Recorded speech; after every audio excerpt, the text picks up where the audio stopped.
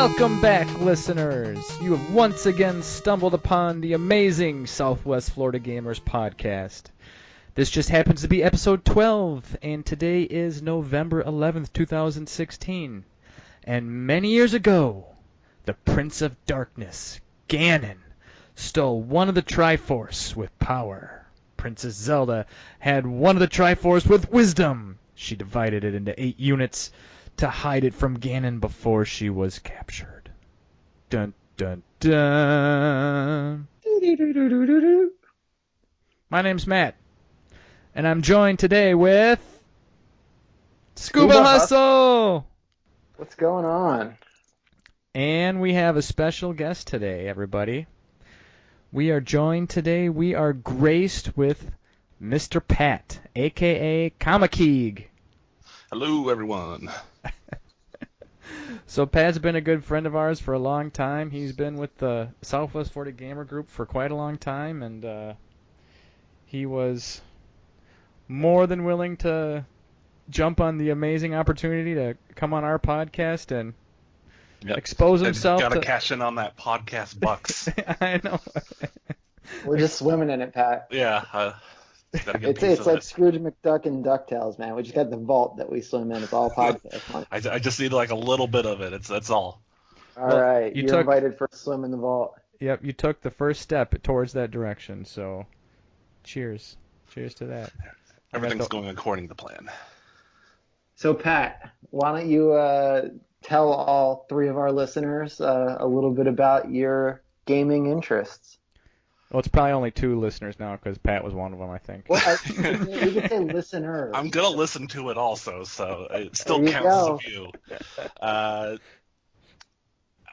Pretty varied interests. I play a lot of shooters. I'm kind of multi-console, PlayStation 4, Wii U, PC. It's not exactly a lot of games on the Wii U these days, but, so it's primarily PS4 and PC. I think that I don't play handhelds too much. I prefer consoles. Not be playing shooters. Too many handholds until the Switch comes out. Yeah, that thing's rarely going to leave that docking unit. So, but somebody said that it looked like a sandwich. Was that you, Matt? Oh no, I would never disgrace the Switch by calling it a sandwich. It looks like, I don't know, people were like doing like Adobe Photoshop markups, or it was like a grilled cheese sandwich and things like that. Let's sandwich more taco, maybe. There you go. I like it. That seems a little more connected with that. Yeah, you're kind of like stuffing the meat into the taco when you slide that tablet into the base there. So what have you guys been playing? I just finished Dragon Quest VII. That's amazing. Okay, come on, tell everybody how many hours did it take to finish Dragon Quest VII, which is notorious for being the longest video game of all time. And that's a little bit of hyperbole, but not really. Dragon. I finished it. I clocked in just over 77 hours and finished the main storyline. Is that the longest JRPG that you played? I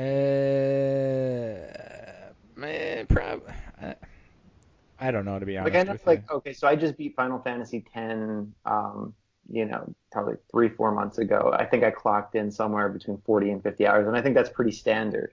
That sounds like an average, common time for, I think, Japanese games. It's usually that 30 to 50 is kind of a good meaty chunk of Japanese RPGs, and then everything else takes another couple dozen hours. All the bonus content. Yeah, side quests. Dragon Quest VII, you can play it for 300 hours according to how long to beat. So I mean, that's just because of random number generator bullshit though. Like there's always weird creature hearts that you can randomly get and stuff by battling them.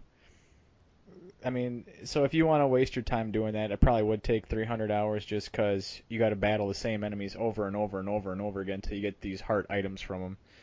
So, for me, I'm not into completionist stuff, so I'll do the main story and then anything side that looks interesting or entertaining, and then that's kind of it. I don't need to do the 100%. It's a little much. How long have you been playing, or have you sunk into Tokyo Mirage Session so far, Pat? I need to go. I really need to go back to that, especially with Final Fantasy 15 coming up. It's like I can't have two massive RPGs right alongside each other. So I think I'm at 20 something hours, and I'm still got a ways to go because I know that's like a 40-hour plus game, I think. But it's in the backlog right now. Like that, I got that, and then I just kind of had everything else come up afterwards, which is I'll get to when I talk about what games. You know what happens when you put a JRPG on the backlog? It never gets done. No, never. Well, I would have kept going, but there's a system in the there's no checkpoints or auto saving in it. And at one point, I wasn't paying attention where I was saving, and I lost like 2.5 hours of gameplay because I died on some crazy boss I was literally unable to prepare for.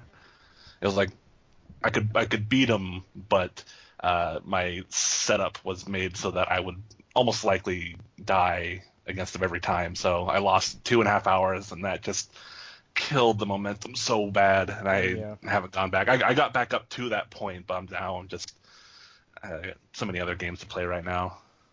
And it's so hard to go back to them too, just because you forget what you're doing, you forget where you're at, and especially that game. You get so much new stuff constantly in that game that it's hard to remember what you have and what you're supposed to remember. Mm-hmm.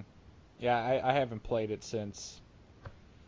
I don't even know where I left off in that game, but it's been so long. I don't think I could get back into it without starting over almost, which will never happen. So I don't know what Tokyo Mirage Sessions is. Give me a one sentence. What is Tokyo Mirage Sessions? It's a J-pop JRPG. J-pop, okay. It's your standard turn-based RPG, but it's a very modern. It's like a modern fantasy setting with J-pop music as kind of the overall theme, because you're basically most of the characters you play as are like J-pop personalities and singers and stuff like that. So there's a lot of music and everything's oriented around that. And that was done by Atlas, right? I have it right here. I think it's an Atlas game. Yeah, that sounds right. Sounds an awful lot like my favorite game of all time, Persona 4, but it has a lot of that same stuff. It has like, you're supposed to get, bring up those, what do you call them, social connections, right, and all that. Like you can do side quests specifically for people, and when you level them up, like they have their own like side story missions, and once they they get better at this, and then so they get an extra ability. And so that's what you usually do between you do the main story, and then you hit a point where it's like, okay, take a break, and then you can go do side story missions. Joel, what have you been playing recently? Anything? So much. So last episode, I was really into Rise of the Tomb Raider, which is just an absolutely great game. Now, Pat was saying he's not a completionist. I unfortunately am sometimes, and I wind up ruining a lot of games for myself because a game like Rise of the Tomb Raider, a game that I'm having a lot of fun with, I'll start doing just awful side missions and doing every collectible, and I burn myself out on the game. So I sort of burnt myself out on it. Gears of War 4 came out right after that. I started to play that, and then a bunch of my friends had bought The Division, so I picked that up. And I've logged in the past 2 weeks about 30 hours on The Division. And it's just it's great. It's basically a third-person shooter MMO for those who aren't familiar with it. It's from the Tom Clancy series, so it's like strategic shooter, and it's so much fun. It's so deep. It's basically like an RPG for people who typically aren't familiar with RPGs.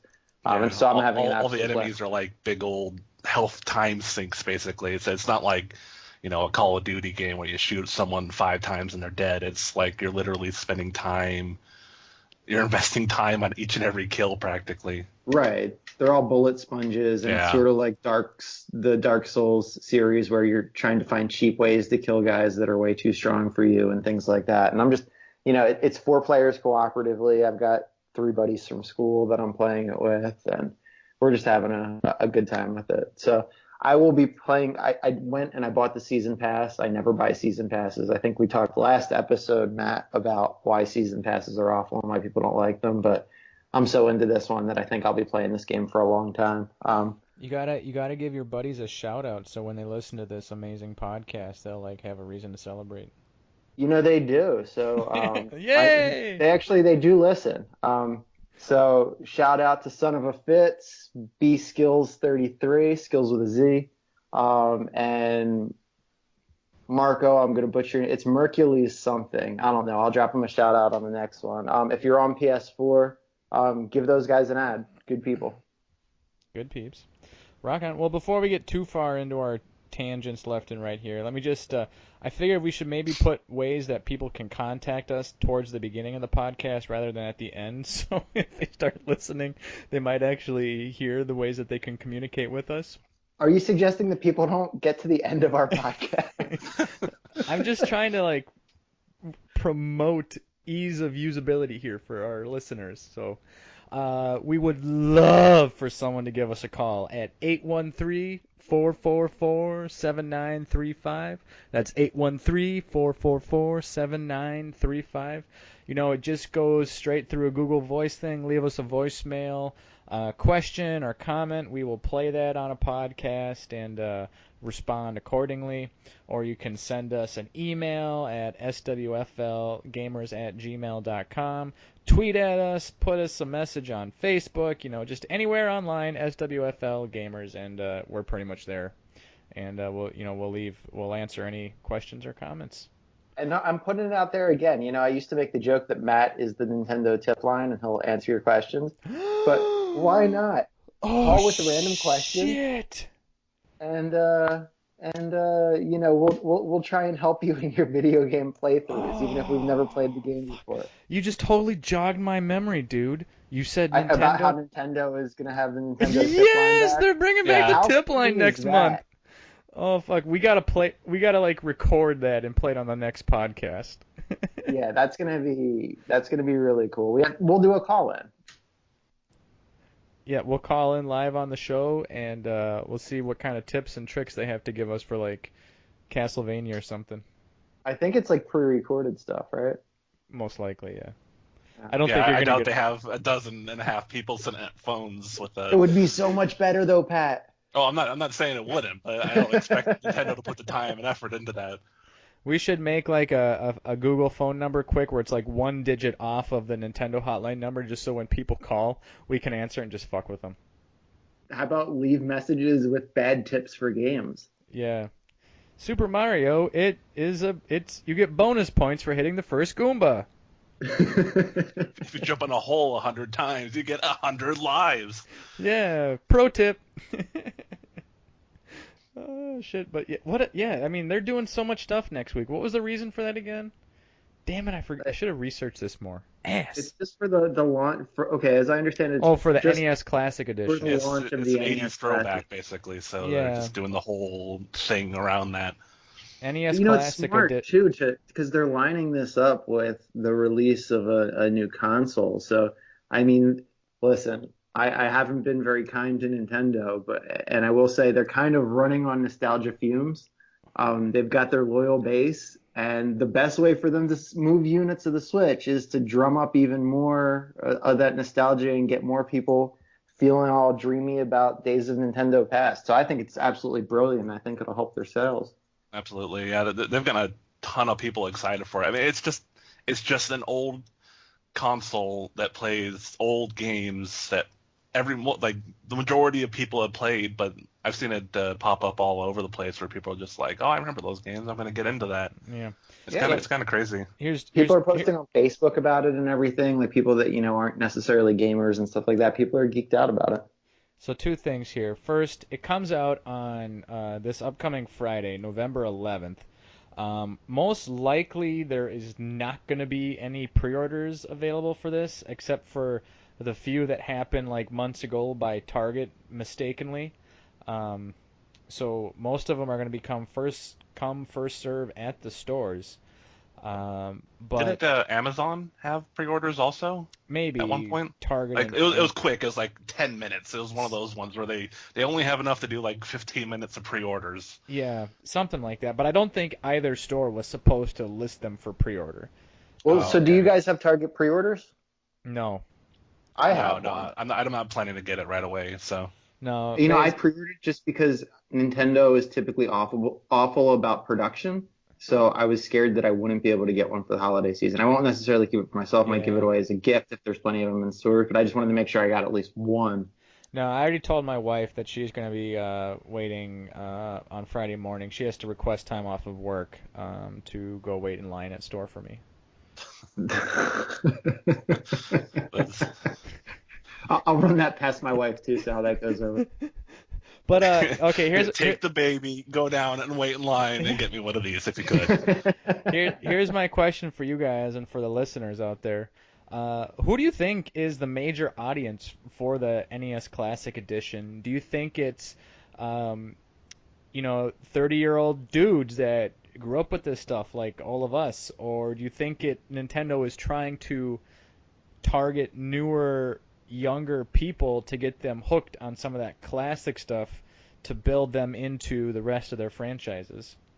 I think it's like an 80-20 split in favor of 30-year-olds and up and stuff like that because I think there's a lot of people however big gaming has grown over the years, there's still a lot of people that only played Nintendo when they were kids, and then life happened and then they left it behind, and they maybe don't play a whole lot of that type of stuff anymore. And now I think that's the biggest focus of it because of all the 80s throwback stuff they've been doing. So they're trying to really get you on the nostalgia over it. So that's what I feel. But and then the byproduct is, they're going to start showing kids that they've never played Castlevania 1 or, Zelda. Those jump Ice Climbers. For anybody who picks it up now. Yeah, there's games I haven't played from the Nintendo days that there's I think a couple on there I would play that I've never even touched before. And I think a huge subsect that's really going to buy into this are the 30-year-old guys like us that aren't as hardcore into gaming as we are. It's not part of their normal everyday life, but they're going to be like, yep, it's still going to hit that nostalgic keynote, in their brain, and they'll still go out and pick one up because they'll be like, oh fuck, I remember playing this stuff when I was 9 years old or whatever, and then go pick one of these things up. Basically, consumer convenience, I think, is the best thing about it. Because if you make things as easy as possible for people to get, it makes them more inclined to go and get it. So it's like rather than going through the eShop to get everything, now you get 30 games, little unit, you set it next to your TV, and what Nintendo needs to do? I mean, they don't have a hair up their fucking ass or on their ass or whatever if they don't include a coupon for a free 18-pack of Coors Light with this fucking thing in there. I mean, getting this and buying a case of beer with you and your buddies just gaming all night long? Hell yeah, that'd be the best thing ever. That's the special Oishii-san bundle. Yeah, the Oishii-san bundle. So a couple things really quickly. Holiday shopping is hard, right? So this makes it really easy to buy a gift for basically any guy over 30, all right? So it's brilliant from that perspective. It's $60. The pricing's perfect. But I would like to point out the price is awesome. $60, you get the hardware, you get the 30 games. Now, we have all been supporters of the Nintendo Virtual Console, right? And we're kind of the, even though I'm sort of becoming lapsed, we're kind of the Nintendo faithful. These games all cost $5 each on the Virtual Console. If you've bought all these games already, you spent $150 on them. So I'm sure there's some people out there that are going to be a little ticked off that they've spent so much money on the Virtual Console and now Nintendo's going and releasing them all for $60. But I think that'll be a very small set of people.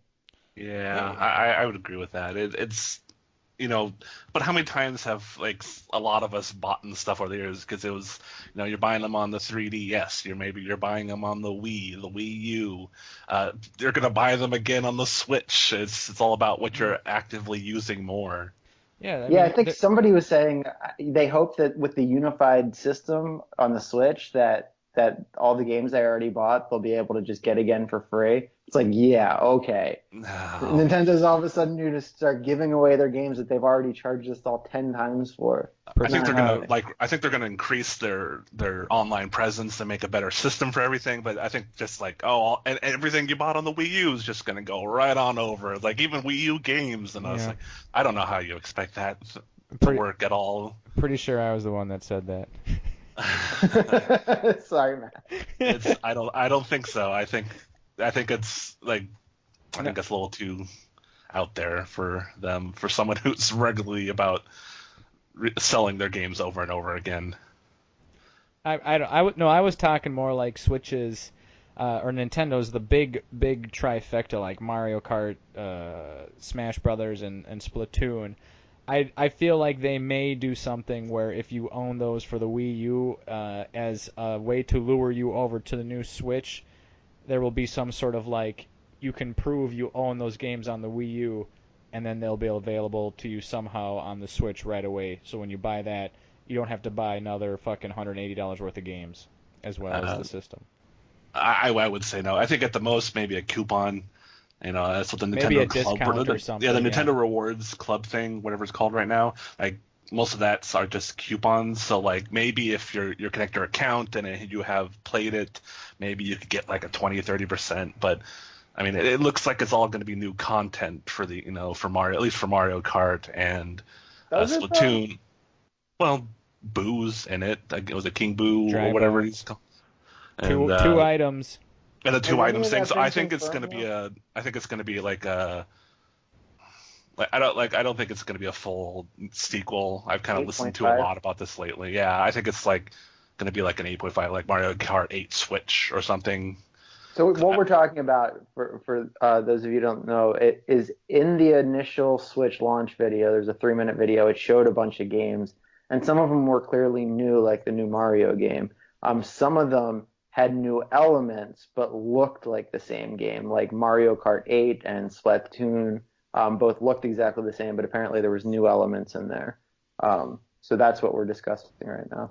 All right, pause though for a second. Insert. Let's get ready to rumble.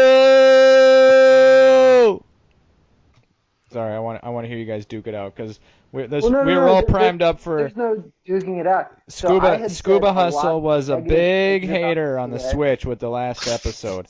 And Pat said in the Discord chat that he disagrees with nearly everything I said. So yeah.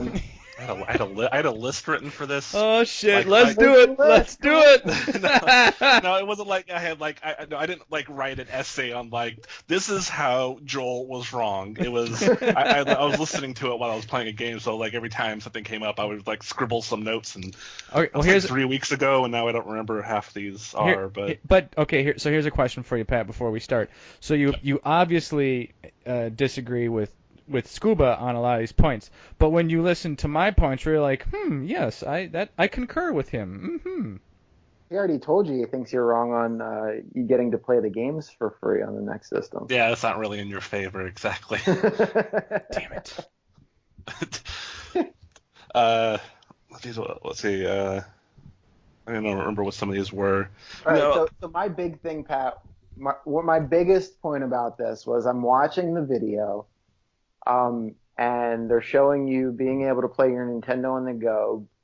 The Wii U is just a colossal failure, and to me, it just looks like they said, okay, the only problem with the Wii U is that you can't take it on an airplane or play it at a trendy rooftop party. So it's just a Wii U that you can take anywhere. It doesn't look like it doesn't look like they learned from their mistakes of the Wii U. And instead, they're just doubling down on it, and it's just going to be a new, updated Wii U. Right. Yeah, I did write that part down a little bit. I think it was you're not wrong. It's essentially kind of trying to do is the Wii U failed, so we're going to try and do it again. But a lot of the problems with the Wii U was that no one knew what the Wii U really was. A lot of people thought it was just an expansion of the Wii. It's just an attachment for the Wii.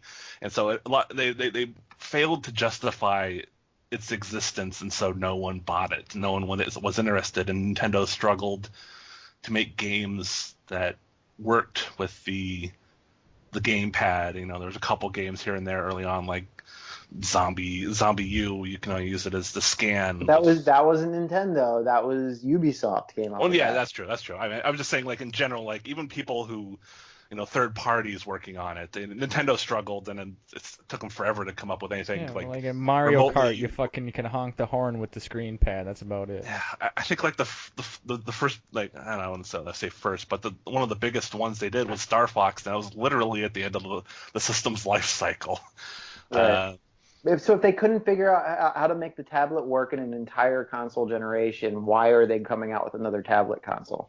I would say it's a rebranding. It's about getting the focus where it should be. Like, the thing is, it was the gamepad. It was essentially like a tablet before, but they're making one a little bigger. Now it's going to be actually portable. It's not something you just sit around at home when you got this big hunk of plastic with a screen you can utilize. The big difference with this is that you do not use both screens at once, so you don't have to build in that dual functionality in your game, Yeah. So I lost track where I was going with that. Sorry. No, it's fine. It's about it's taking what the Wii U did wrong and trying to make it more widely appealing, which is portability. You can take that on the go. You can do, I don't know, split screen co-op, but you can do co-op on this thing on the go, so you can take it to a party, take it on a plane, and you can play it with multiple people on it. It's taking something that was a good idea, but they screwed up in just every way possible by, like, marketing, gameplay execution, just trying to make people interested in it. And I think they've found a way to make it, and they've got it. The Switch, you can't mistake that for anything. It's the Nintendo Switch, and I think it's gonna draw us more people in. And for me, it doubles in a way of a handheld way of playing games. So if I really need to, I can play them on the go, but I can also play them at home, which is a big factor of me not liking the Nintendo 3DS. Well, let me ask you one thing, because I think at this point Nintendo has come out and said that this is not replacing the 3DS. Are they but I also messing think up that Nintendo lies a lot about that kind of right? stuff to And try I and understand. kind of Okay, I understand. bury. There's new They're trying to Pokemon games control in coming their out, so they don't want to start throwing dirt on the 3DS's grave before their hot Christmas Pokemon game comes out. Like, out. they're not going to say the Wii U is, this is, the Wii U's done. They haven't. I don't think they've said that, and they've tried to deny reports that the Wii U production is ending. But that's just because it's the holiday season. They need to try and get as much leftover sales as they can from the Wii U and anything coming out. So, I mean, I'm not saying it. I mean, I would be really surprised that they release this, and then a year from now, oh, here's the 4DS or whatever. They would have then two competing portables, especially when they've combined their mobile and console development division. So to me, I see that as this is them taking the best of both of their development ideas, what works on consoles, what works on handheld, putting it into one, and now we got everything working together as one. After seeing that video, I personally don't believe that this is combining the two consoles into one. I think it's going to be Nintendo has announced that it is primarily a home console, which I totally agree with the bonus factor of it being portable. I don't see it right now. I don't see it trying to suck in their 3DS gaming market as well. Well, they're hedging. I mean, that's what they're doing. I mean, if the Switch comes out and doesn't do anything, they've still got this Colossus out there, the 3DS, that they can go and make games for and sell millions and millions of copies. I mean, it's smart not to bury the 3DS. I think we're getting to a point that the 3DS is lagging behind, because, like, the DS sold insanely. I think I was looking, and they had done like 150 million in lifetime sales in that thing, and the 3DS is only at something around 60 million, and this is all just Wikipedia numbers. But I think I would be interested to see if they've been getting kind of more diminishing returns, and I think the hardware is getting behind, since we're seeing games that are struggling. The Hyrule Warriors is, from what I hear, unplayable on the normal 3DS. It's unplayable on the 3DS for the most part. New 3DS, it's they cut a lot of stuff out. I mean, more enemy wise to make it more playable. I thought it was playable. I didn't really like it as much as the Wii U version, but I played through that whole story and I thought it was enough. But I think they're getting to a point where they probably need new hardware.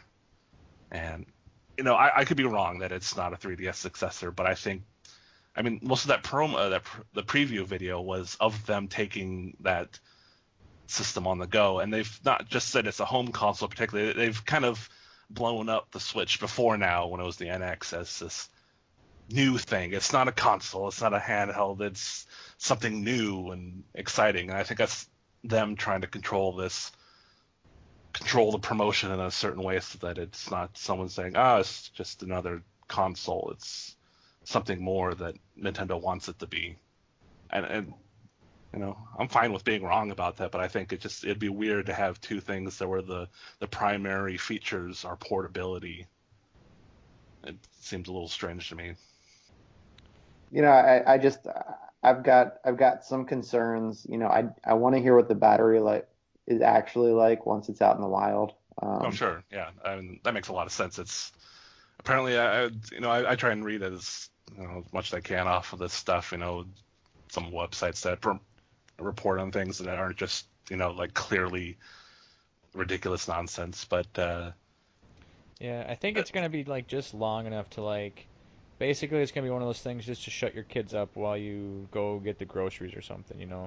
Like I don't foresee you being able to go to the airport, wait in the terminal, and then get a layover, and then take your fucking 2-hour flight. Whoa, And, whoa! I don't. I'm supposed to be able to play Skyrim on an airplane. That's what they're selling me. You'll be able to play it, but it ain't gonna last very long, I don't think. I'm sure it'll have an adapter so you can plug it on the go. Yeah. I imagine it'll be like 3 to 4 hours. The average time. One of the rumors I was just reading about was that their adapters are USB-C or something like that, not some sort of proprietary Nintendo adapter, so that you can hook it into anything. Yeah, you can hook it into anything, or like any portable cell phone battery charger or whatever. You can plug that into, so you can probably get a little more juice out of that kind of stuff as well. Yeah, which is fine to me. Like, I know some people are like, oh, it's like I'm not even gonna buy it if it's not 6 hours of battery, and I was like, I don't think my phone lasts that long normally, and let alone something playing high-end video games or relatively high-end video games. So I dare to say that that's not possible at a reasonable price point. There's no way that it's gonna last 6 hours. No, I don't. Yeah, I don't think so. Like some people are saying, it's gotta be this level, and I think that's kind of ridiculous. Because it's like, oh, you can't compare it to a tablet because tablets are playing. It's like, oh, you're playing a game on a tablet. You're playing Hearthstone or Angry Birds or very simple games. Like you're supposed to be playing essentially games that are somewhere in between a Wii U and an Xbox One practically. Didn't the Wii U though? Didn't that have like a stronger battery you could buy for the tablet? Maybe I don't. I think it was third party though. I don't know if it was licensed. Oh. Yeah, I don't think it was licensed, but like maybe. Okay. Yeah, they might come. I think I'd heard something about the batteries, but for the Switch maybe being something kind of a higher end thing too. So maybe they're trying to find ways to make it as last long. But I think, like, to me, if I can get like 3 to 4 hours, that's fine. Because any other time I could just plug it in somewhere. Like a lot of places nowadays have plugins available. We just need the battery to last long as one of our Southwest Florida Gamer meetups. Speaking of which, we have another meetup coming up this fucking Friday as well, the same day as you the see that, Pat? release. That's why he's the host. Segueing with ease. I had to throw this in here quick, but we got our meetup on Friday the 11th. It's going to be at John Rambo's place up in Cape Coral. Details are on the Facebook page, so everyone's welcome. It'll be a fun. Starts around 6, go to probably about midnight or maybe a little bit later. But just a good night of some gaming, trading, just hanging out. I think we're actually going to have a bonus content podcast episode recorded. Then we're going to do a roundtable discussion. I got this sweet ass mic that we're just all going to talk into, so I hope it works pretty well.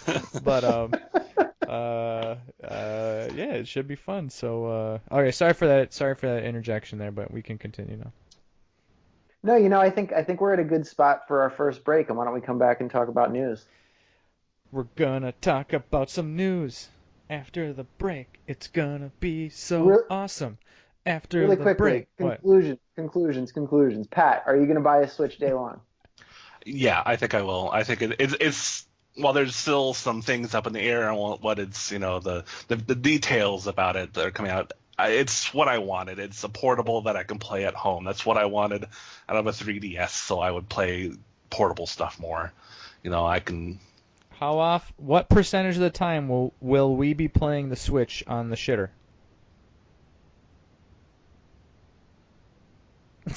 Silence. I mean, I can answer that 0% because I will not be buying the Switch. Shut the front door. No, I'm out. Oh my God. Just wait for January. Was it January 12th? I think that's when everything's supposed to come out about it, and we can return and see what if your view has changed on that at all. That's fair. I think that he's gonna see us all talking about that'll probably be the only game that really is gonna pique my interest in at least the first year, unless Nintendo really changes their release habits of the past few years. Well, not to extend this segment longer than what we need to here, but I really feel like Nintendo knows it's got to do some shit different with this upcoming release. I think they're honed in on that. Yeah, I agree. I think we should be expecting some new shit. I mean, look, you got the fucking NES Classic Edition coming out. You got, I don't know, all these fucking things that Nintendo's never done before. I mean, every goddamn day you turn on the news, it's like there's something new Nintendo was releasing, some new action figure or some new deal with shoes or Mercedes-Benz or whatever, it's insane. The Mercedes-Benz Mario Kart is still the best one, but So, all right, well let's cut this up here. We'll take a break and we'll be back here in a little bit, talk about some news. See ya.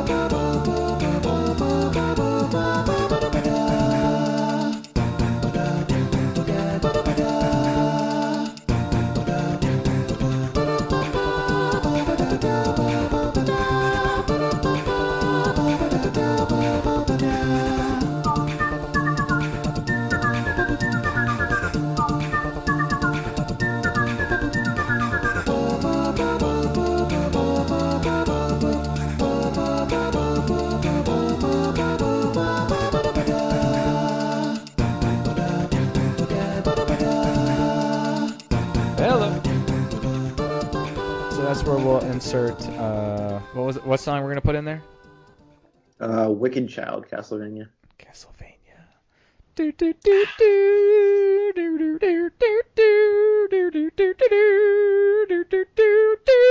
Is that the song?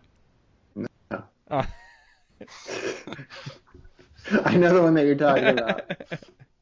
Damn it. Dun, dun, dun, dun, dun, dun, dun, dun,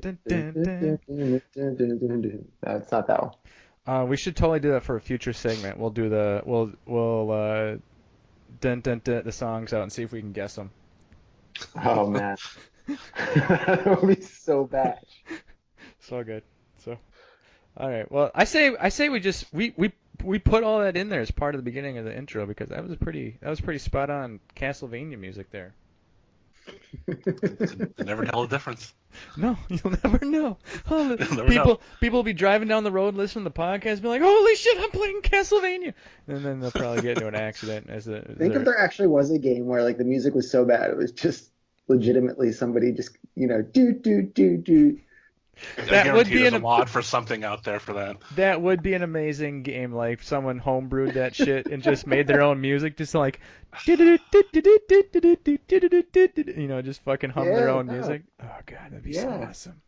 Or hummed like classic music for other games and just put that as the music for their games. I'm just kidding. Like there's some of those people like Smooth McGroove that does acapella versions of songs. So. Oh, he's awesome. Yeah. I love how he was holds up his cat during Okay, sorry. He actually was a panelist at MagFest the year that I was at MagFest. Smooth? But I ended up Mr. McGroove? Yeah, and I wanted to go because I had no idea what Smooth McGroove would talk about for a panel. Would he talk or would he be Smooth McGroove? If he did it in acapella, that would be amazing. But I don't think he could do like 8-part acapella by himself. Well, they just have him there. He just cuts himself out of he just videos the whole thing, but one part that he does live. Man. I'd be all over that.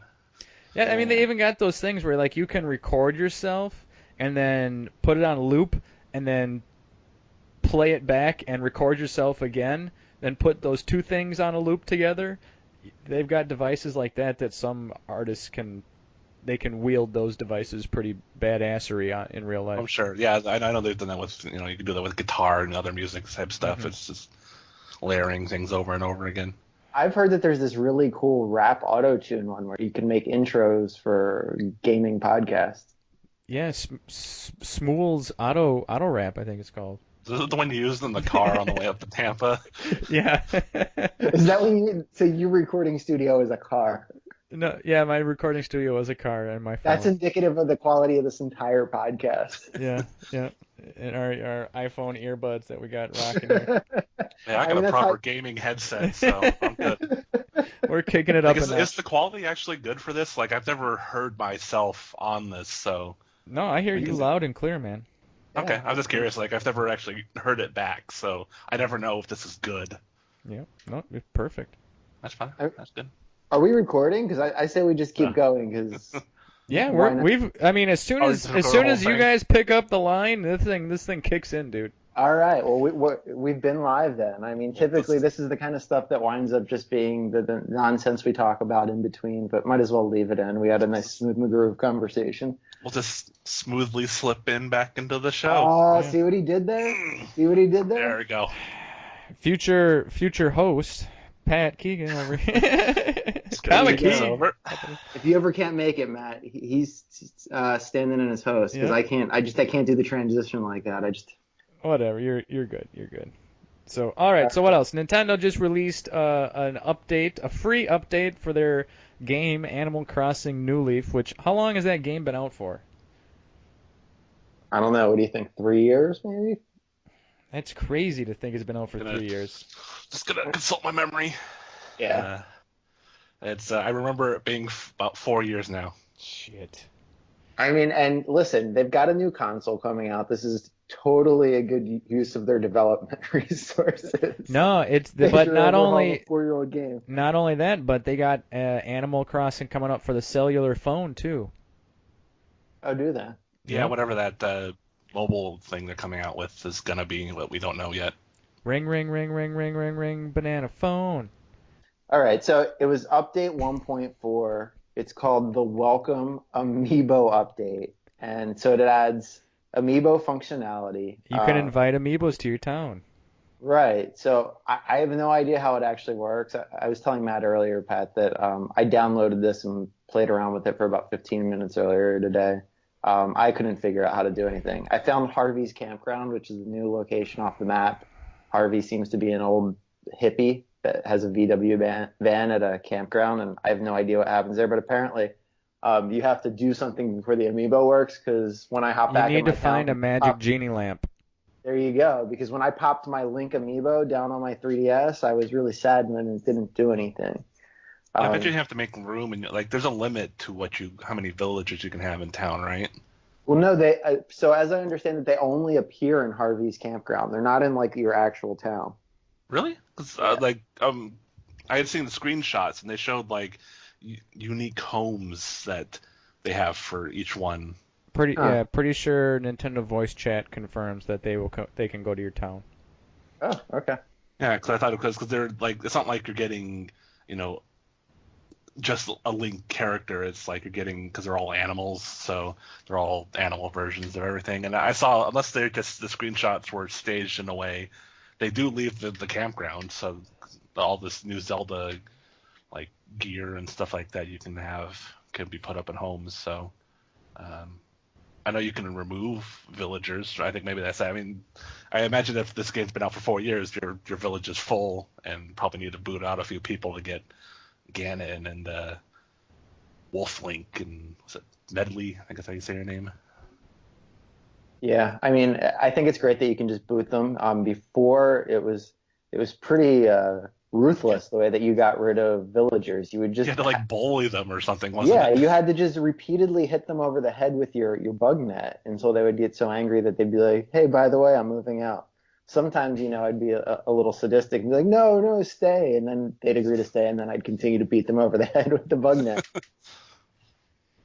I mean, it's your village. You can do whatever you want, right? Hashtag ban bossy. Jesus. Yeah, so here's the quick rundown from the patch notes. Adds amiibo functionality, new area, Harvey's Campground. It has town initiatives, new mini games, and new villagers. And I was looking at the list of villagers. It's expansive. There's tons and tons of possible villagers that they're adding. So it seems like a nice update.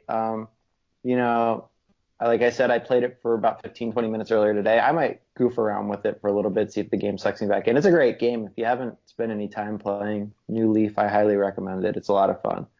They had a lot of convenience things in it too, so you can pay someone to get rid of all of the weeds in the place, so you don't have to go around picking weeds all the time. I know that's one of the slightly new features. So when you fire it up, you're on the train like you are in the beginning of the game when you first start playing, and Isabel's on there, and she's like, "Oh, I paid Leaf to pick all the weeds." Well, I showed up on my visit. Leaf's got to get fired because there was weeds all over the place.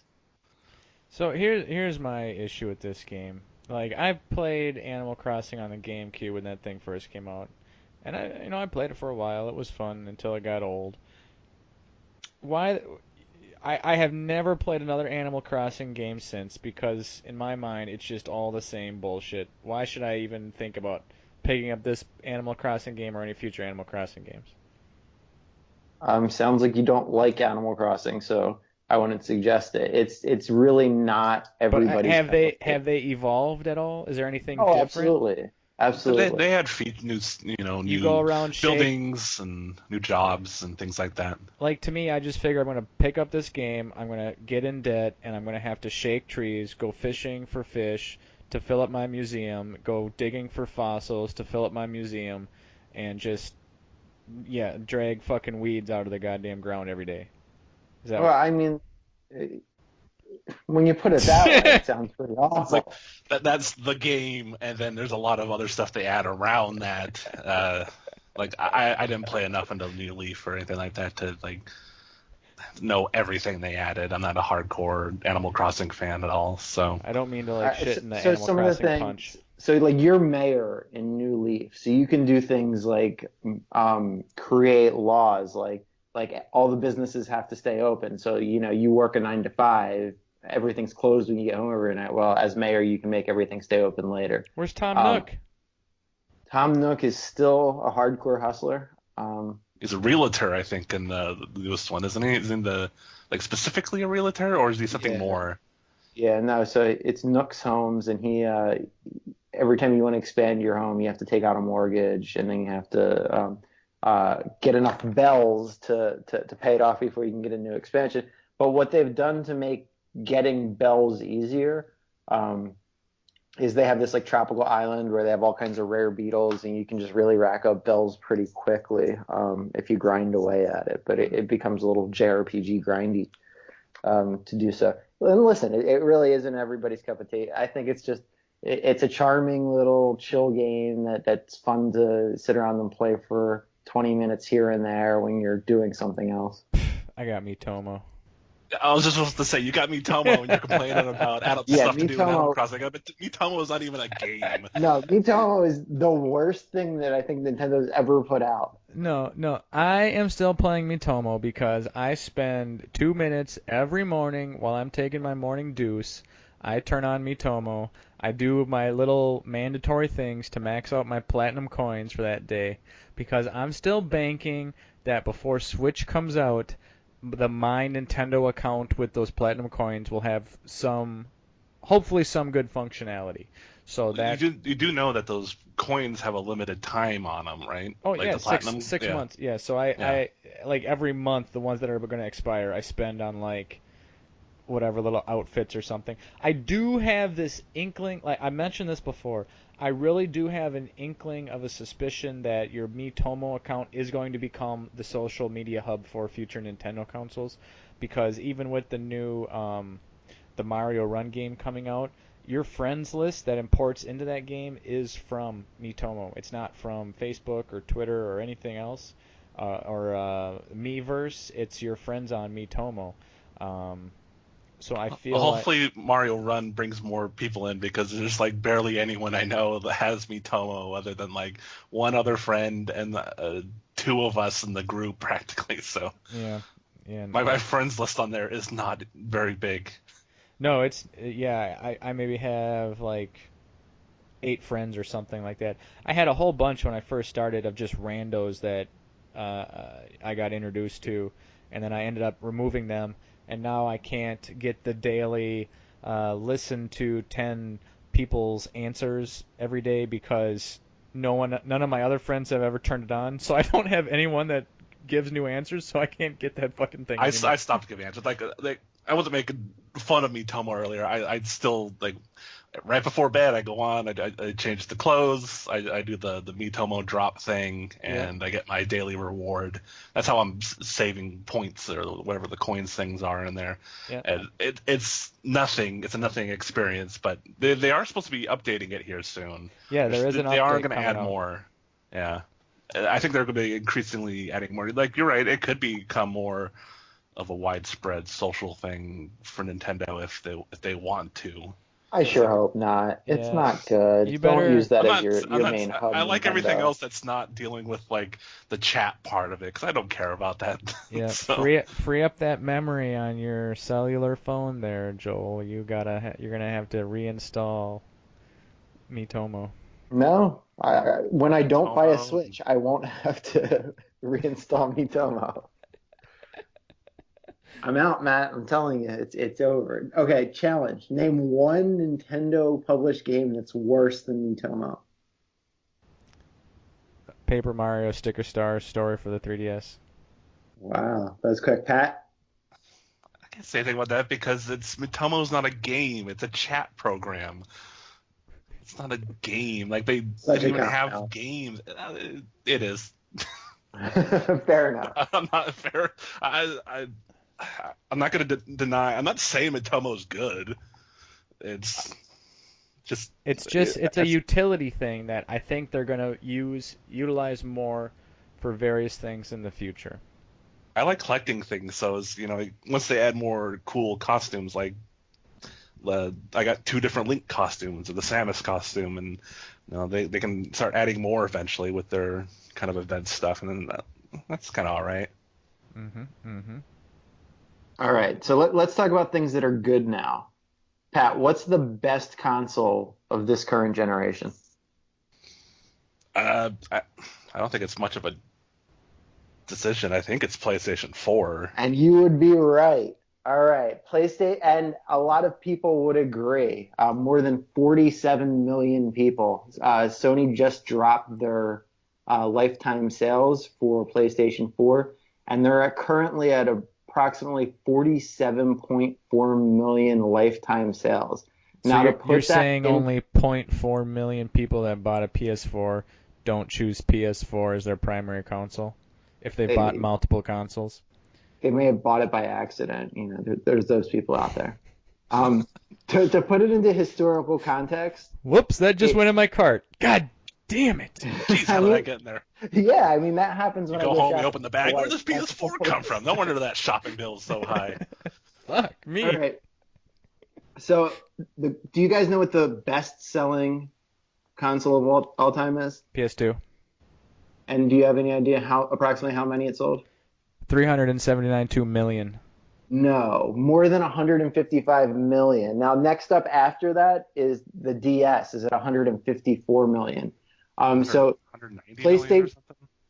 PlayStation 4 is not in that ballpark, but it's passed some big systems from the past, like Nintendo 64 ended up just a hair under 33 million.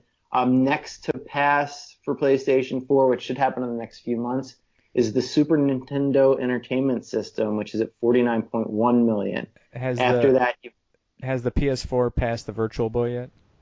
I will tell you what, I'm on the Wikipedia page for console sales, and the Virtual Boy's not even on here. I went and checked it up. I don't think that. I mean, how There's many? only one thing worse than the Wii U for Nintendo, Okay, I so believe. Googling No, Wikipedia. that's the Wii. Let's see if they have sales on there. I really did. It's really bad. It doesn't have lifetime sales. Oh yeah, there it is. 770,000. Oh, it's worse than I remembered. That's It's not so even bad. a million. It's not even a million, really. Um, Now, Wow. some of the other systems that are on there, PlayStation 3 is at 83.8 million. Xbox 360 is at 84. They're virtually tied. Then going up the list, you've got like Wii at 101 million, PlayStation 1 at 102 million. Game Boy / Game Boy Color is lumped together, which I don't know if that's necessarily fair, but they're at about approximately 119 million. So PlayStation 4, I mean, it was released in 2013. We're going into 20, so it's been out for about 3 years now, so it's doing pretty well. If they don't, phase it out to keep up with Microsoft, it could really rise on this list. It seems to be doing really well and seems to be a really popular system. So do you I get heard to that Matt's going to be buying one soon. combine both like the PlayStation 4 and the Neo together as one Oh, the system Pro. sales? The Pro is what you're thinking of. The PS4 Pro. Pro Yeah, that was the Neo was code the name or something. code name, Yeah. like the NX and things like that. Yeah, so I mean, they don't distinguish on here. So I'm guessing any hardware revisions are all lumped in. I don't think they're doing it by SKU. They're just doing it by actual console. It'd be like the difference But between the 3DS sales are going to include the new 3DS right. overall, so it's the same thing. It's just a little minor upgrade, really. That isn't really that good when you kind of look. I was excited at first, and then I was kind of looking at it, and I was just like, it's only a minor update. And it doesn't even support 4K 4K Blu-rays or whatever you call them. It doesn't even support those, so which is weird because that's Sony's thing. But it might have been a cost-saving measure. Just to point out how bad Wii U did, it's only marginally ahead of the PlayStation Vita, which is widely known as just an absolute dumpster fire in terms of sales for Sony. Well, okay, so we gotta shed some light here on the Wii U. I will go out on a limb and state that Wii U is probably my second favorite Nintendo system after the Super Nintendo. I made an infographic that I uploaded online a while back, and it was in this order: SNES, Wii U, N64, NES, GameCube, and then Wii. The Wii U is pretty high for myself. I actually really like it. It's disappointing it did so well, or did so poorly. I mean, because It's I would it's probably put up pretty high its first myself. party games are fucking top tier for sure. Yeah, because I did not like the Wii. There's good games in there, but I hated motion controls so much. So I did not really get into it, and I didn't have a GameCube, and there's stuff I like on it, but I wasn't really that interested in the GameCube. Pat, Um, if you had to arrange those six in order, how would you do that? like for me, like I have a really big love for the Nintendo 64, even though I know it's not the best console. The controller sucks. It doesn't have a huge library, but that's pretty high for me. And then I would probably have that almost at the top. because some of my favorite games are all time are on it, and then that'd probably be like the Super Nintendo, and then like the Wii U, and then probably the NES, GameCube, Wii. I think that's how I would personally put it. Like, okay. I just have a strong love for the Nintendo 64, even though I know it's not the greatest system. It's very personal on that one. It's a lot of time playing with friends and stuff. Yeah, GoldenEye. My favorite games are on time, like Banjo-Kazooie, Banjo-Tooie, Super Mario 64. They're like generally my like favorite games ever. So. DK, Donkey Kong. I'm thinking about how I would rank it, and I think I would just go. I think I would just go in chronological order. I mean, and the Wii U would be the one outlier that I would have to throw somewhere in there. But if you take the Wii U out of the equation, I'd say probably NES, then Super Nintendo, then N64, then GameCube, then Wii, and you'd have to figure out where Wii U fits in there. But I think that's pretty much my order. I think that, the NES was the best. Down. Yeah, I mean, the best two are definitely the NES and the Super Nintendo. All right, so that's for Nintendo fanboys. So let's hear from you guys. Like, something as silly as PlayStation. How would you rank their 4 systems in order? PS2 is the best. I mean, yeah, PS2 was phenomenal. Yeah, I mean, I've gone back. Have you gone back and tried to play it in the past couple of years, Pat? Yeah, I was trying to play it a little while ago. I can't remember what I was playing. I still have I have a PS2 Slim that I can pull out every so often, right. so I got one of those. And there's a lot of good games on that. I remember. Like I think I went back to try and play what was it called? Black. It was a shooter at the time, first-person shooter. And it was one of those games you call gun porn because it was all big focus on like crazy, serious, powerful audio behind all the guns. I seen some stuff on YouTube about that recently. A couple different channels were talking about that game. I'm wondering why it kind of came back. Because it like you go back to it and it has some good ideas and it has a lot of. It was kind of one of the earlier games with the destruction and then not quite as much as like Red Faction, which is another cool game from the PS2 era, which was Red Faction with the Geomod destruction system where you could literally like burrow tunnels into all the ground and plus that game that there's like a million games for the PS2. There's so many games. That's when I was in college, and I just remember spending time playing like Metal Gear 2 and Kingdom Hearts, and I mean, there's just so many great games. Kingdom Hearts, Resident Evil 4, because it's actually I would say it's better on PS2 because it has more content in it. It's maybe not the most graphically best version, but it's got so much extra content. Metal Gear Solid 3, Kingdom Hearts. There's so many other games. Like I love the first SOCOM. I used to play that online a good bit. That was actually a pretty good shooter. And there's just Final Fantasy X. Final Fantasy X. Yeah, that was like my last. That's the last one I played fully all the way through. Such a good game. I mean, the characters are so annoying. The story is kind of dumb, but it's such a great game. Yeah, it's a very solid game, and it looked at the time it was amazing how it looked. Like the visuals were incredible. I mean, Square's always had cutscenes. They do it better than anybody else. I can't wait to see what they do with Final Fantasy 15. It doesn't always work for them because I hated 13 with a passion, but they're doing a re-release of an HD remake of 12. Yeah, 12. I'm really looking forward to that. I'm looking forward to that more than Final Fantasy 15.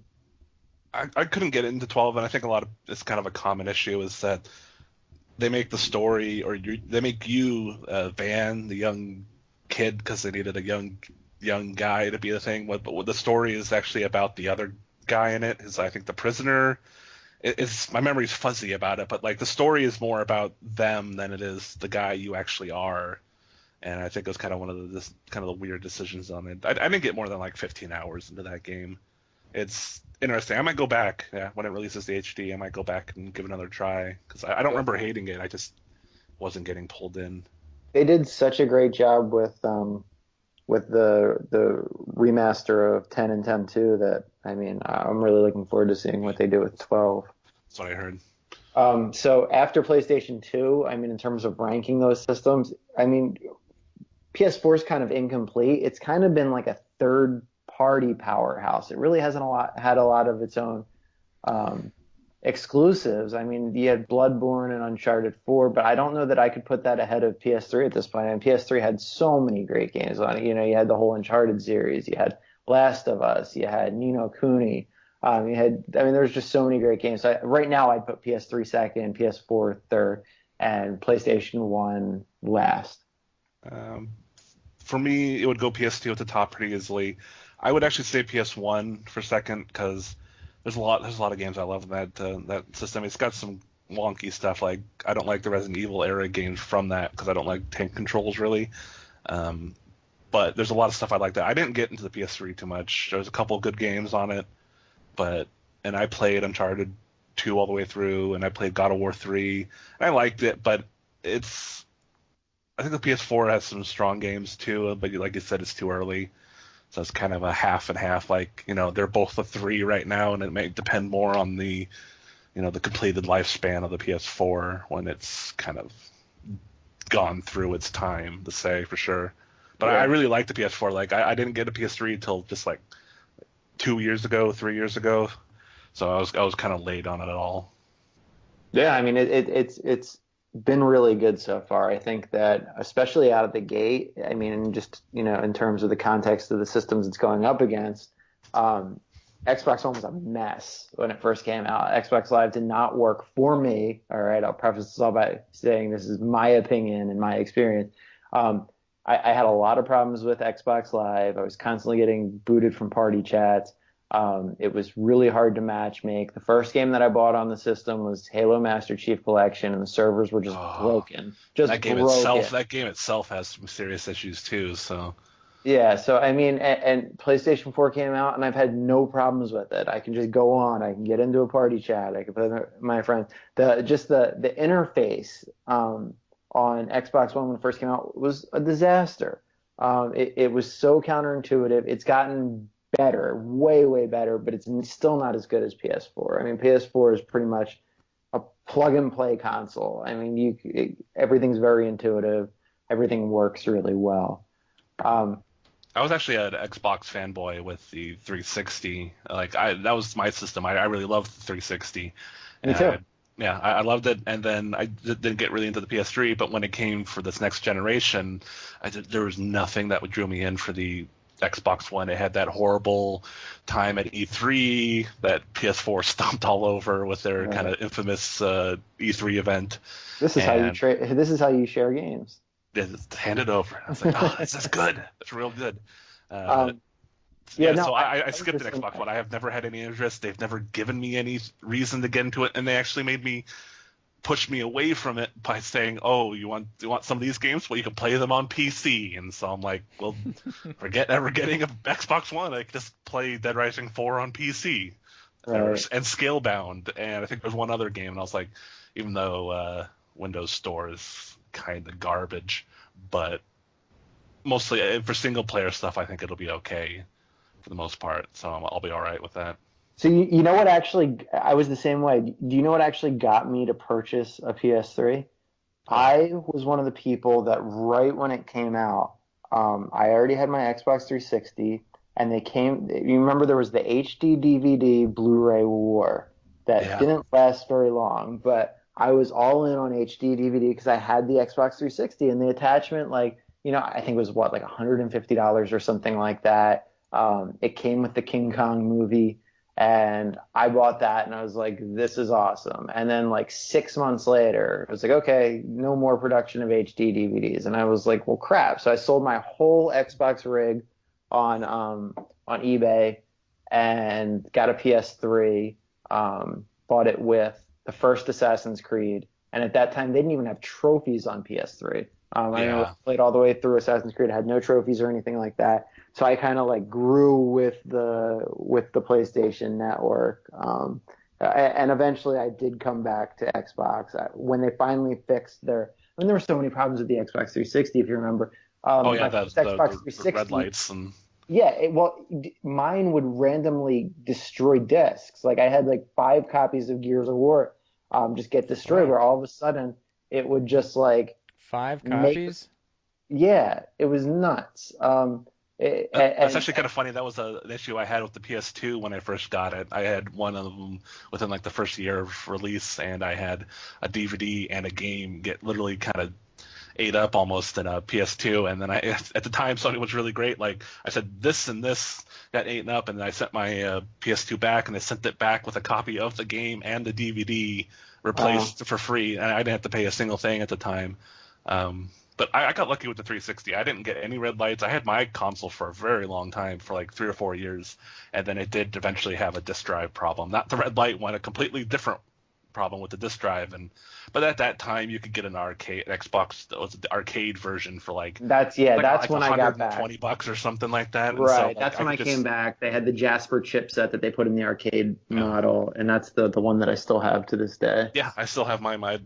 I boxed mine up because I'm not playing anything on it, but I still have that one from that's like 4 years now at least. So it's like I've had a pretty good time with the 360. Right, and you wonder if like looking at the Xbox One, it's a behemoth, and like half of the top of it is completely open. It's got like slits in it. You wonder if the whole red ring and the overheating thing that they went through led them to just make some gigantic box that wasn't going to overheat.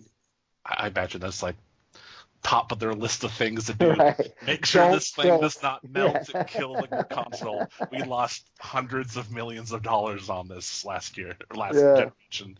I imagine that was one of the biggest things to make sure they got right. So Matt, what old consoles did you have? Did you have any of the PlayStation consoles? I believe growing up, my brother had a PS1. So I have some experience playing PS1. And then also one year I was disappointed and got a Sega Genesis for Christmas. So those are the two non-Nintendo systems that have graced me throughout my life so far. So PlayStation 1, that was I have a fairly fond place in my heart for the PlayStation 1. Resident Evil, I love Resident Evil. Final Fantasy 7, just all the classic original games for the PlayStation 1. I never followed it beyond to the PlayStation 2 or anything like that. I even actually started falling away from just video games in general. I mean, I still had a GameCube and a Wii U, but I didn't do much gaming at all during those years. So all that PlayStation 2 and 3 and Xbox era stuff, I can't relate to any of that stuff because I wasn't really gaming very hard back then. Right. I went through the same thing when I left for school. I stopped gaming, and that was during the PS2 Xbox era. But what brought me back in then was I was working at Hollywood Video, and I could get free rentals of anything I wanted. So I was like, well, I worked at Blockbuster in the early 2000s, like 2001 to 3, and so I was actually in charge of the game wall, I would keep track of everything. We need an emergency segment here. Okay. I had no idea that you guys used to work at like video game or video rental type stores. I need to hear some stories about like your worst customers. Like, what are some of the worst experiences working there? I don't even remember. I mean, we're talking like people coming up to me and being like, what's the name of that movie where that guy does this one thing sort of bullshit? Do you get that? Sometimes there's a few, I never had any major issues. You see nowadays you go on YouTube and you see people exploding at in front of McDonald's workers or something. I didn't have that. I didn't have to deal with it because I was never the managers at the times, the shift managers. So right. I would, if anyone was yelling at me, I would just let me get my manager, and they would come out and they would deal with it. But I can only think of one or two off the top of my head, but they weren't major. It was always, I think one of them was just someone who's just I had this rental for too long and now I owe $80. Yeah, that's what comes to mind, Pat, because there was a time where there was no rules regarding what they could actually charge you. So if you didn't return something, for rentals, it would just the late fees would just go on forever. They get sent to a debtor. They get sent to a debt company to deal with after that, and it would get bad. I've seen a couple like that, $50, $60. It's just a family movie. It costs $20 at the store. Right. Somebody would just go to check out, and you'd be you'd go and you'd ring it up, and then you had the old monochrome color computers, and it would pop, their account would pop up and be like, oh, I can't rent this to you because you owe $78 from when you rented, XYZ Disney movie 3 years ago. And they'd inevitably, flip their lid and I want to speak to a manager. And I'd be like, that's Yeah. great. And I'd get them the manager. And that happens all the time. And the other thing was, I don't know if they did this at Blockbuster, but at Hollywood Video, they would make us, like we would have to like push the bundles, and we would get like so much flack if we didn't push the bundles. So the bundles would be like, okay, somebody had 2 movies like for like an extra few dollars, they could get like popcorn and candy and soda, and like you would get graded on how many of these you could actually push. So that was I got lucky with that. That's like GameStop stuff nowadays. I think that's something Matt would know, is pushing stuff on the people. Our Blockbuster didn't have that. We were technically kind of like I lived in Alaska, and so the Alaskan Blockbuster was kind of a little different than the national one. They were like a sort of an offshoot, kind of their own thing, but we still kind of behaved the same way, and we didn't have like that. I'm sure like I was pushing, you push the rewards cards or something like that, or anything like related to those, but I don't remember having to like, we weren't graded on like pushing things, so I'm very glad about that. So yeah, it's not fun to try and sell people stuff that they don't need. They just give you that luck, like seriously, bro. Yeah. I feel so bad having to do that. Yeah. But so I don't think Blockbuster does this, but I'm pretty sure Hollywood Blockbuster Video. doesn't do anything anymore. But I'm pretty sure Hollywood Video, like you guys had an X-rated section. How was renting out those videos? Dude, Hollywood Video didn't. I feel certain, and somebody correct me if I'm wrong. Hollywood Video was owned by Disney. There's no way that they had. No way. I swear to God, the Hollywood Video in my hometown had an X-rated section. We had like in Philadelphia, we had this thing called like movies, like, and they had like the X-rated sections. Yeah, back home, we had there was a local video store that had an X-rated section, but not, of course, not Blockbuster at all.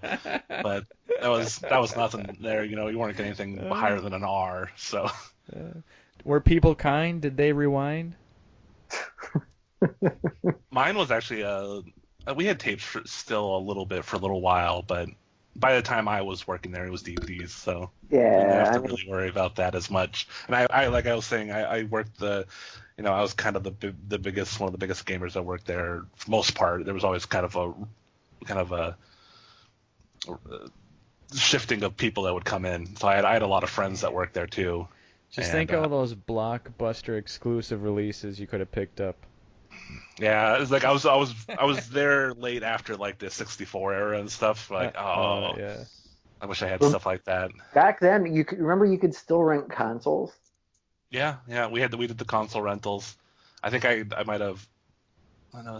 That was a local game store I did some from. Like I think I had rented a Dreamcast once at the time because I didn't own a Dreamcast. So. Oh, and you get those sweet rental cases for the console. Yeah, people still, you see them show up on eBay and stuff. They're pretty cool. If I ever come across one, I'll buy one because like I was like, oh, man, I wish I had bought some because like they had closed down like when I moved I moved down here in 2008 to Florida, so they closed down somewhere around 2012 or something, around that time for my town, and I really wish I was there for it. I would have tried to buy so much stuff from them if they had anything left.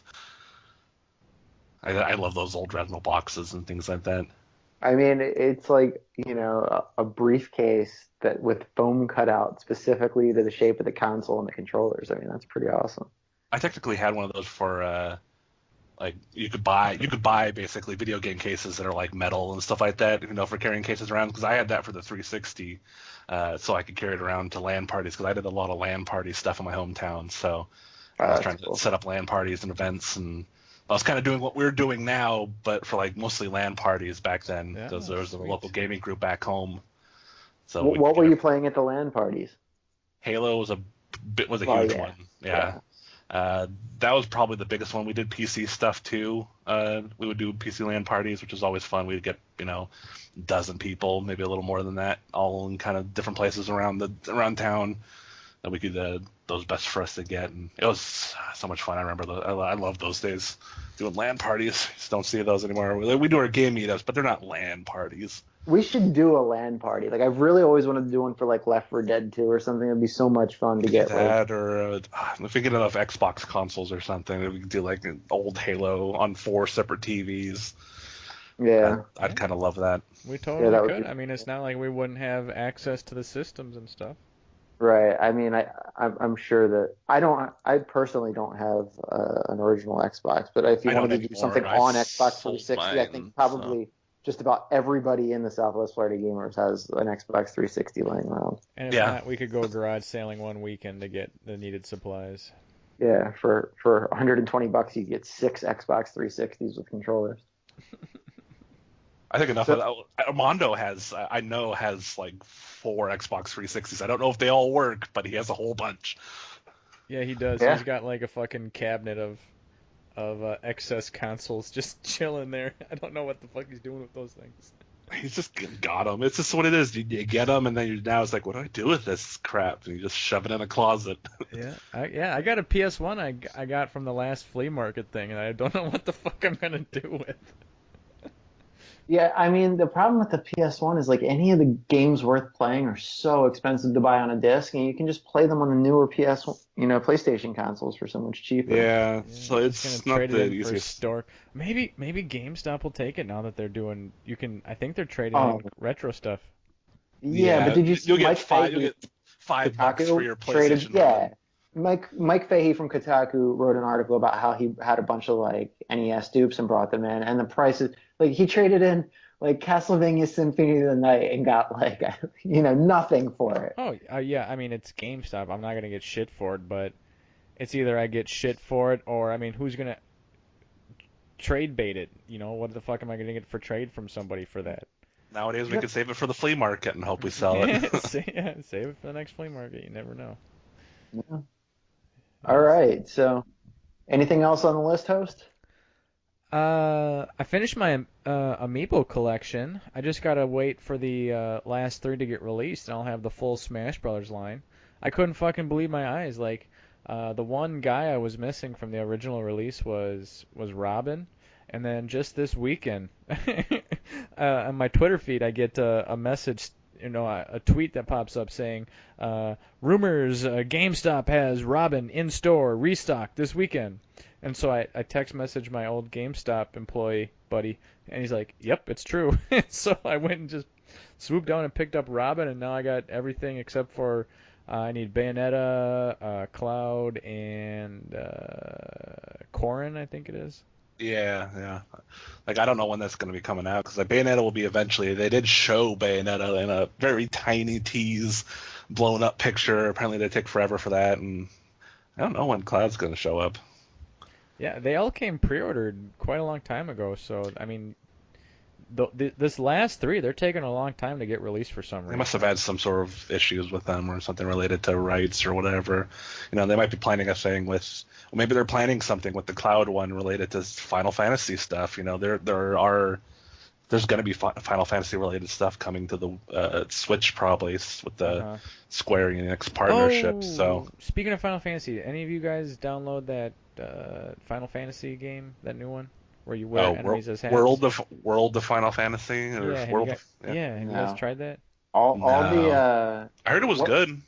All of the characters look like what are those things that John Rambo collects? Chibis. Oh. Well, they're the chibi, but you're talking about pop figures. Yeah, they all look like those, and I was like, you know what? I'll pass on that. I heard you can switch between like realistic and chibi. I don't know if you can do that for all of them. I think that's the main characters do that. They're called giants, like JIA or something. That's some goofy name to call them, but I think those characters are all normal, or I guess the chibi small size. I think for all those other characters. I heard it was good. A couple YouTubers are playing it, and I kind of passed on that because I decided to pick up Dragon Quest Builders instead. How you like that? I haven't put enough time into it.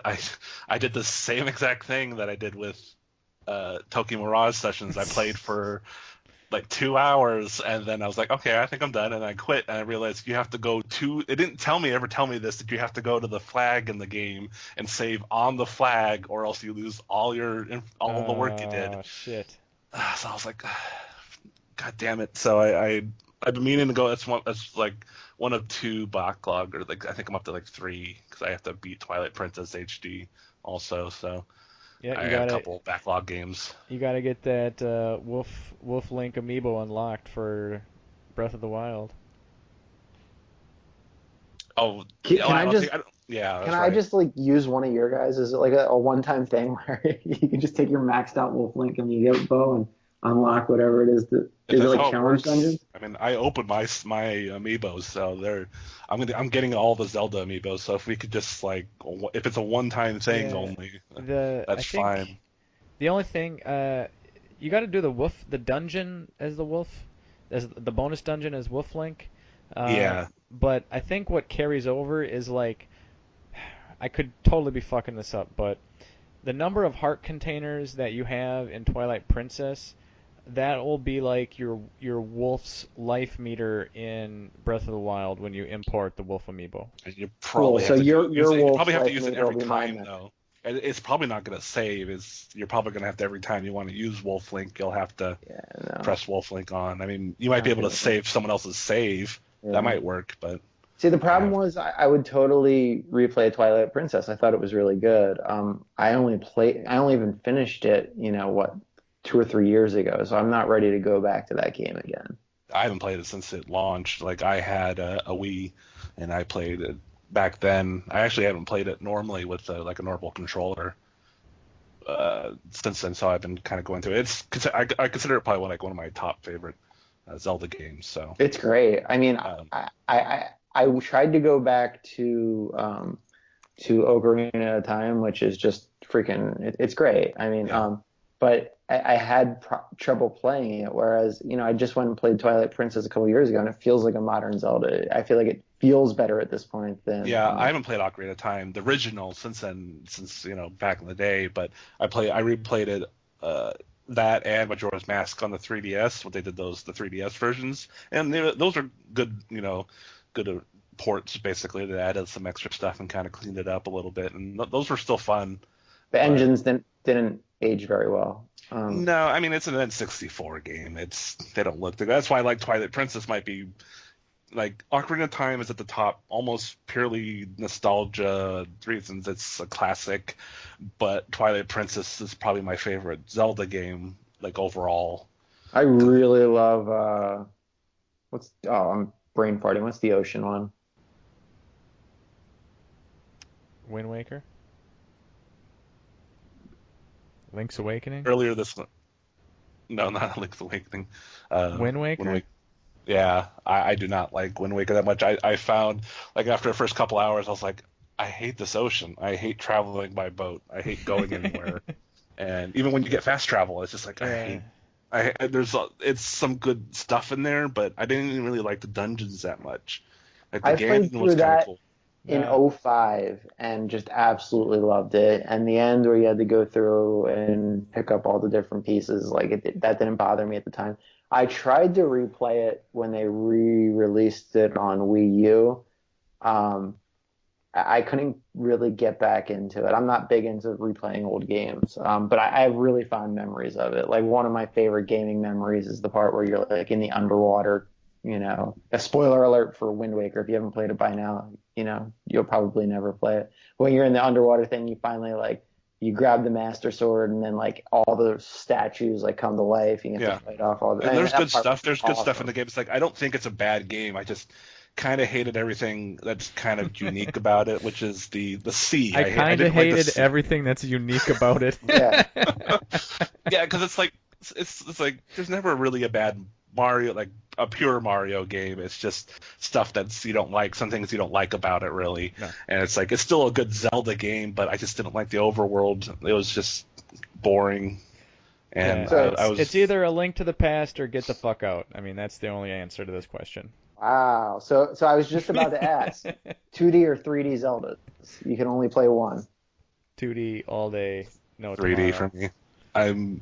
I've always been a bigger supporter of like the 3D stuff. I like the 2D stuff, but I love 3D games more. It's like my favorite games of all time are like I was talking about earlier, Super Mario 64, Ocarina of Time, Banjo-Kazooie, and Tooie. Like they're 3D games, and they're some of my favorite stuff to play. I just love 3D games. So I think what pisses me off about the Zelda 3D. Ooh, and it reminds me, I got a question for you guys after this. But what pisses me off about the Zelda 3D games is they are just the same fucking thing as the 2D Zelda games, except 3D. And the transition into 3D with the N64 was so fucking rough and terrible. It just turned me. Oh, you just called one of the best games of all time terrible? Ocarina of Time blows my ass. What? What? Well, we have we are losing one of the hosts for the show. I am taking over, and we were gonna have to remove him from the show. So there'll be a new host next week. What? Okay, so name Nintendo games that you like, because every single time we talk about them, you bang on them. You hate the Galaxy games. What? No, What was the other one that you said? I like Galaxy. You gave him like a 7. It's challenge. You gave him like a 7, Matt. That's like above 5. That's above. That's like 3, That's 4. actually that's a good score to give a game. Yeah, thank you, Pat. It's not. No, it's not. That's the thing. It's like anyone's like, oh, anything below an 8 is garbage. That's kind of a little over exaggerated. Yeah, but we're not talking about some game released by THQ in 2006. That's the kind of games that get 7s. Main entries in the Super Mario series do not get 7s. Especially like I would probably agree. I don't like Galaxy games too much. It was a lot of it was because the motion controls in the Wii era. I didn't like them that much. I like Super Mario 64 is literally at the top above all Mario games for me. Super Mario World. Super Mario World. Sorry. That's my second. That would be like my second. Second. Okay. But didn't you give it? I think it was like Sunshine. You gave a 6.5. Which I don't necessarily disagree with, but you're saying no, because it's a hard ass game. It's a pretty hard game. Like I haven't beaten it. I need to go back. I would love them. And it's actually bad. I don't remember being bad. They had it's a lot of it has to do with what they call it, the flood or something like that. It added kind of a complicated element to the game, and it's still Super Mario 64 era, that kind of 3D. But you get to so many like little sections of that game where the camera goes wonky as fuck, and you just can't get a good view of what you need to see to progress. So there's a lot of times when you're fidgeting with the camera trying to get it to just the right spot, and then it just makes that game more difficult than what it needs to be. Well, that's probably like I haven't beaten that game. I need to go. I was kind of hoping they would do an HD re-release of it because I would like to kind of experience it again. Plus, that game would look real nice in HD, much like Wind Waker does. So, but I mean, we got to go back to you hating Ocarina of Time with a passion. So, I don't hate it with a passion, but it was just you. Okay, you have to admit this. So this is where my hang-up is with this whole thing right here. On the Super Nintendo, you had all these amazing 2D games. You had Super Mario World, you had Yoshi's Island, Super Metroid, A Link to the Past. I mean, you name it, whatever stellar game, is on, whatever, 2D, amazing, awesome. Then they all transition into this 3D because everything was new and it had to be 3D. And there was just a lot of, in my opinion, rough transitions into 3D. And what they really just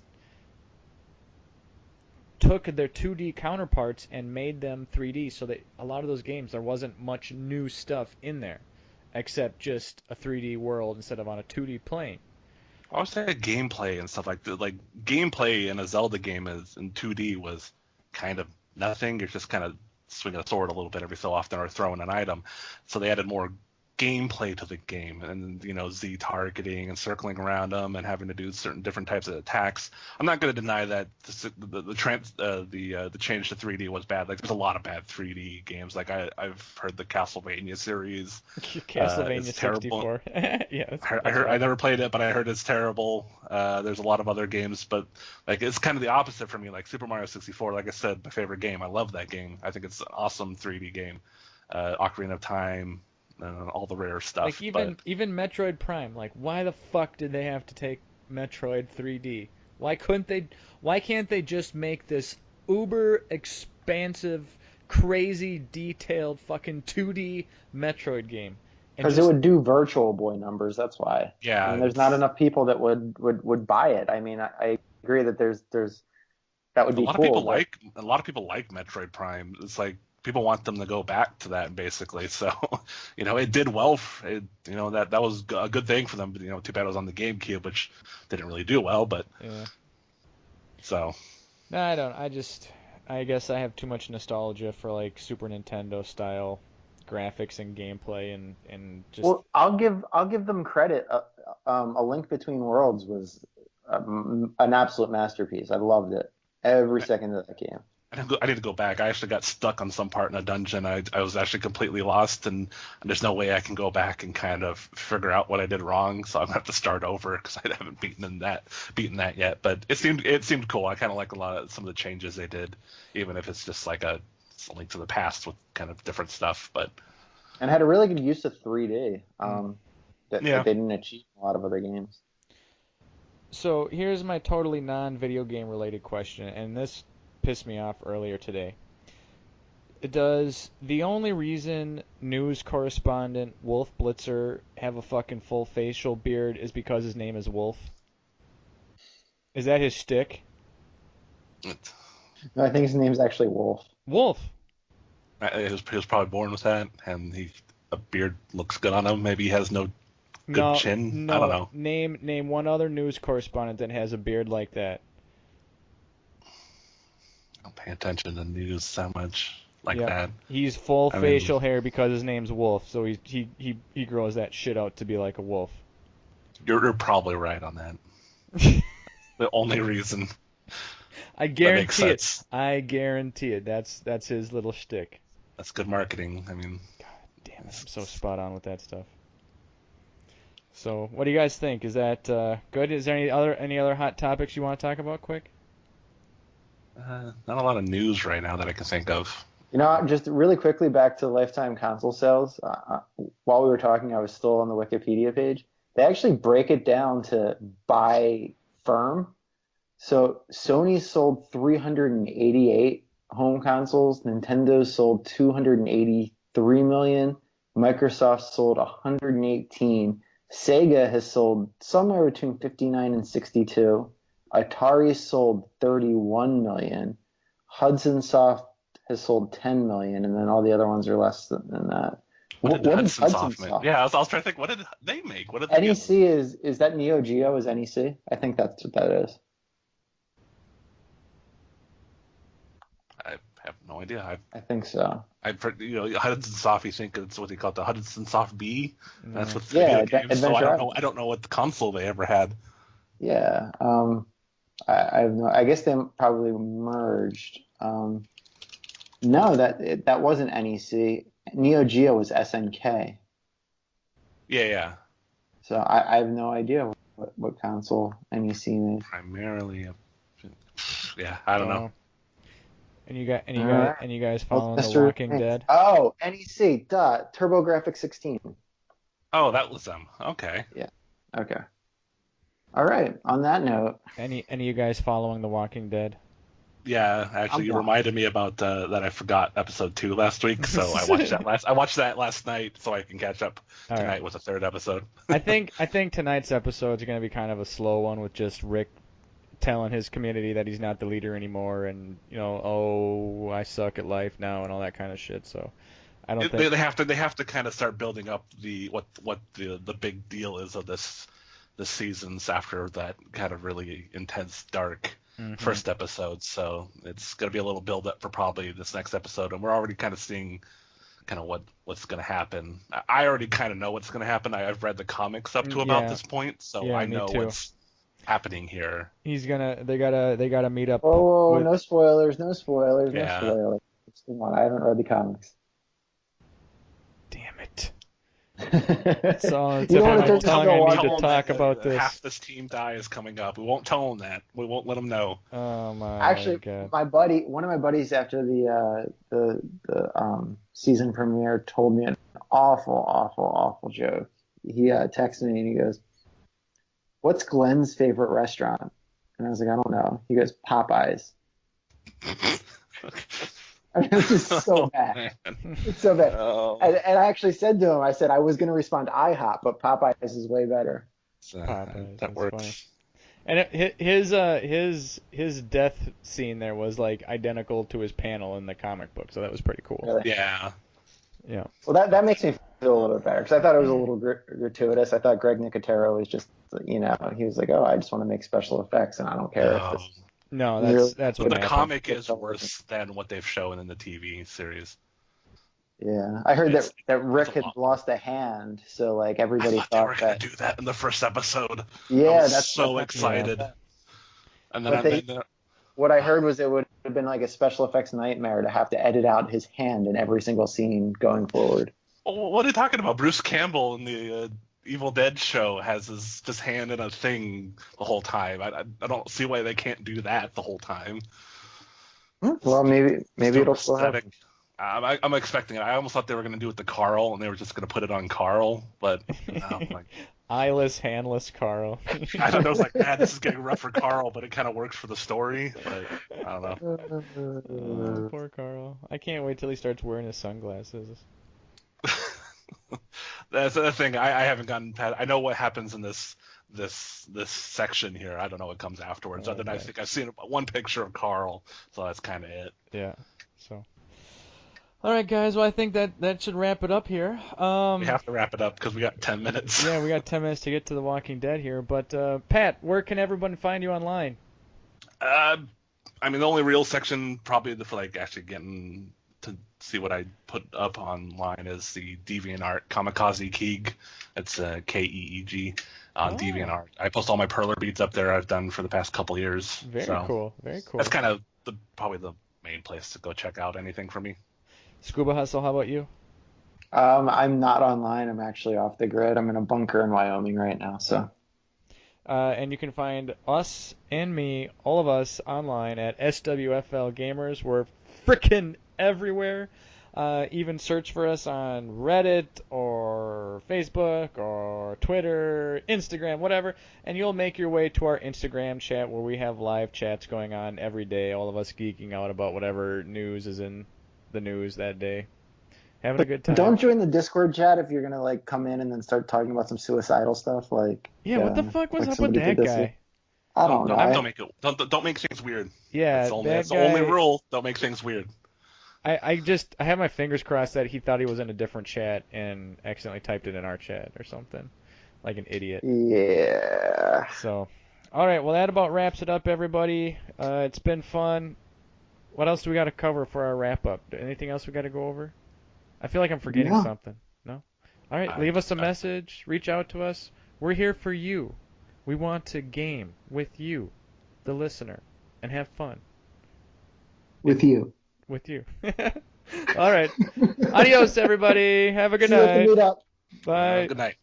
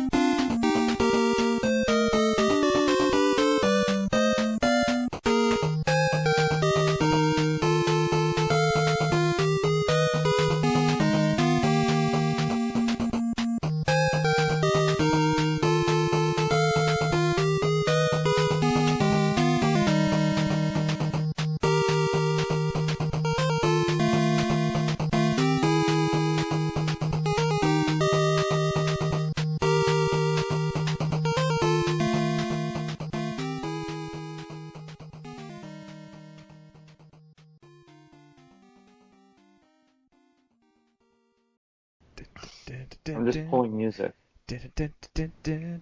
Here's some music for Joel. I hope he chooses this song for the podcast because it's awesome. Yeah, yeah.